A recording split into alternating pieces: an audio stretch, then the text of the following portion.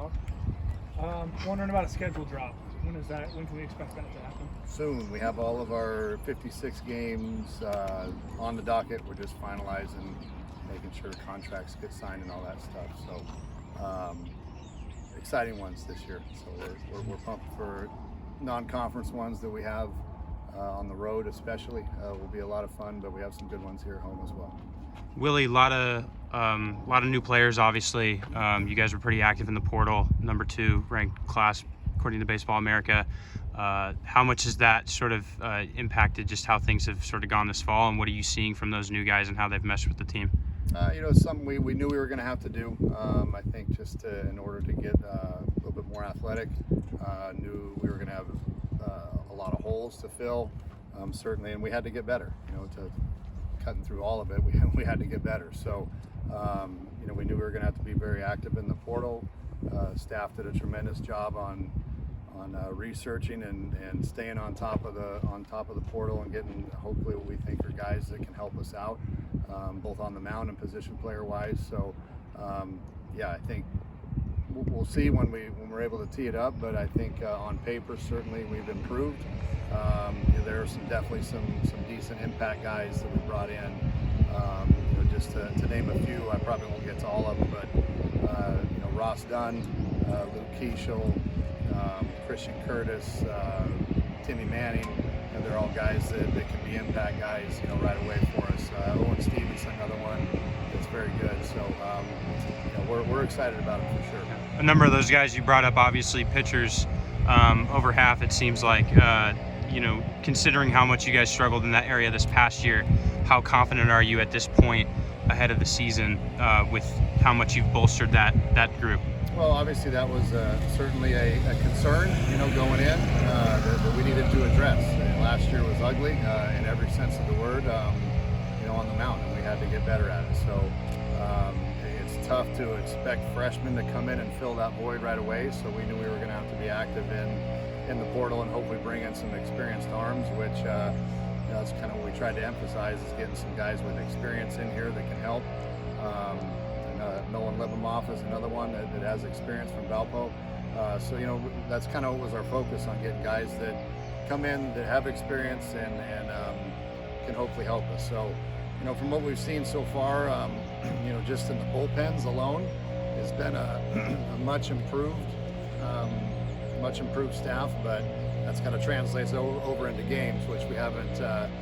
We're just getting started with our fall game, so hopefully we start seeing that translate over.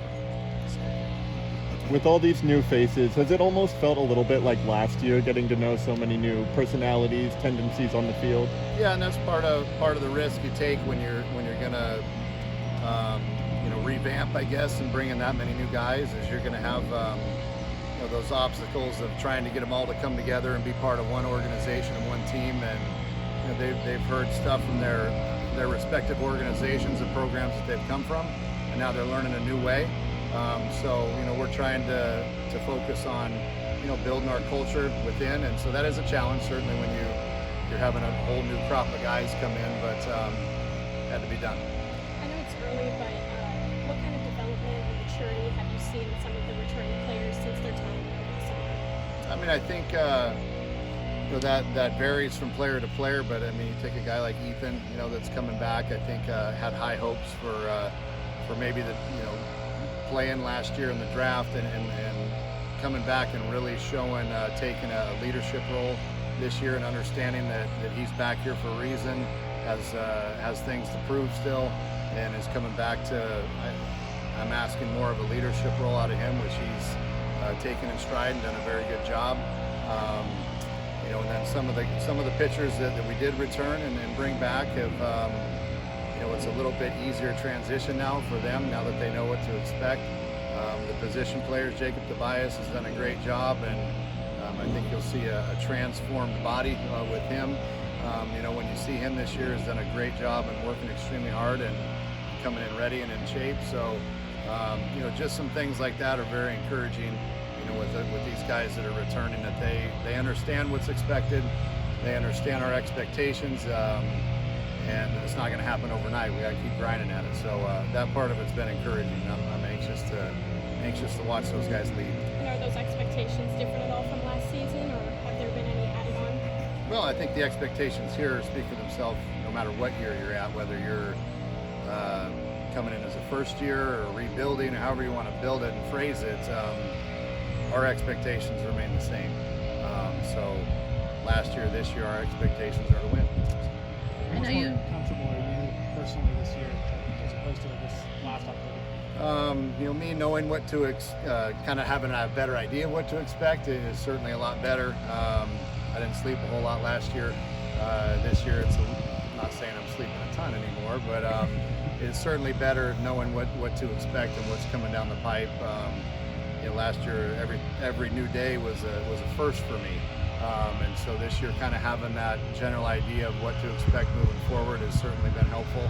I understand we still have a lot of work to do, but at least my expectations on what the next day is going to bring are at least a little bit more realistic.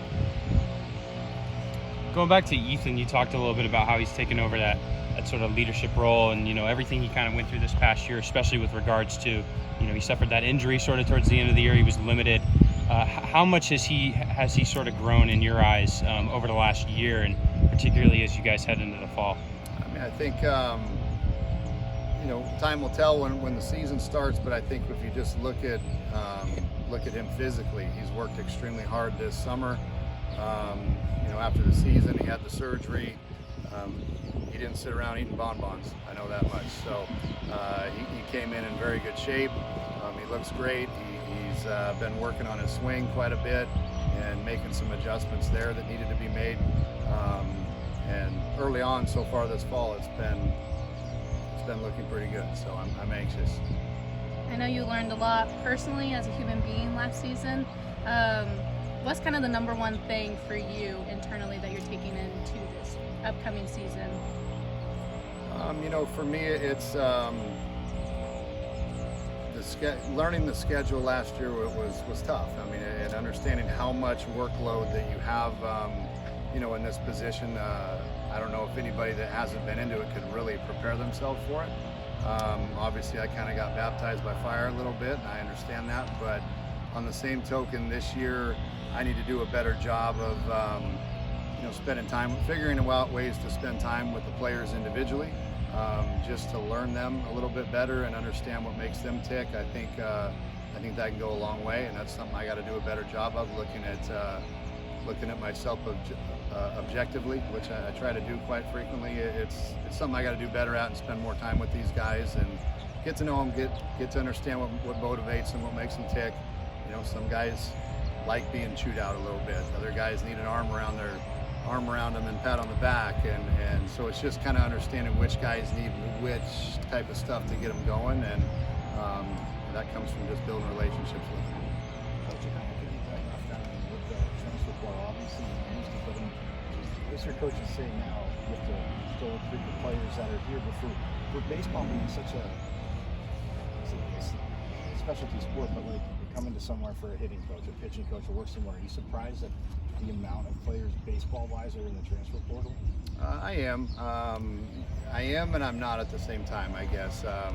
I'm surprised at the amount of impact guys that are jumping in the portal to go somewhere else and chase after who knows what. That part of it is, it's tough to understand, I guess. But on the same token, there's some kids that I get with this many guys bringing in and programs, the way the turnover is going, you can't blame some kids too, for not being in a good environment that doesn't fit them and whatnot. So, I see both sides of it. Our take on that is we're going to build the culture that we aspire to build, and there are going to be guys that don't fit into that type of culture, and that's okay. It's better they're not wasting their time here and maybe go somewhere else. But on the same token, we're going to try to bring guys in now they can help us win, but also fit our culture as well. What's the toughest part though to you said, like just put our arm on guys and like building a relationship to not rush it, but obviously if they're coming in, it is a little bit rushed.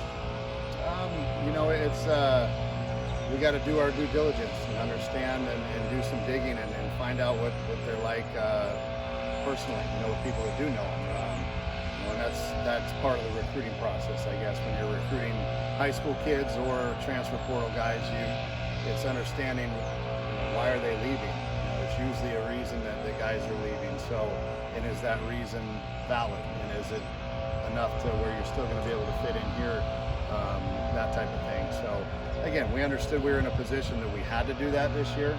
But moving forward, we don't want to build we want to build a program that's one that we build with our incoming guys year after year, and hopefully sprinkle in a necessary piece in the portal. We don't want to have to live in that every year. Coach, you have Isaiah Jackson, who got drafted this summer and then decided to go, the college route. What do you think that this program can offer to him to become a better baseball player? And what do you think he can offer to this program? Isaiah is a tremendous talent. I'm very grateful we got him on campus because he had opportunities to go in the draft much earlier than where he did get drafted. So I think what we can offer him certainly is an opportunity to mature, develop, get better. So when he eventually does get into pro ball, he climbs the ladder very quickly, and he has the ability to do that. I think just from obviously the overall athletic piece of him is impressive, but learning the game, learning the mentality, learning that athletic ability takes you only so far, and then you gotta grind it. You gotta be mentally stronger, mentally tougher, and I think that's what hopefully we can offer as a program. Willie, on top of the pitching depth, there seems to be a lot more infield depth this year as well, especially after losing, quite a few starters, Sean, Hunter, Connor from last year. How important was it to go and sort of bolster that group, and who are some of the early standouts? That was along with the pitching, that was a priority, is trying to find middle guys. We knew Sean got drafted and was leaving. Hunter decided to leave, and we had to make some decisions on some other guys that left us pretty wide open, kind of a blank canvas in the middle, and that was something that we had to obviously focus on. And we had to bring in a number of guys that are capable of doing that, in our opinion. Is it a perfect mix? No, it's not. But we have a couple of talented freshmen that are pushing for jobs up in the middle, and we also have some veteran guys that are experienced guys we brought in. So we feel that we're covered on both ends with the experience and the youth and athleticism. It's just a matter of who's going to step up and take that job. And so I think creating that competition, which is something that we lacked last year because we didn't have a whole lot of depth. It was, it's my job. I don't have to look over my shoulder. We've done a much better job, I think, of creating competition amongst our team.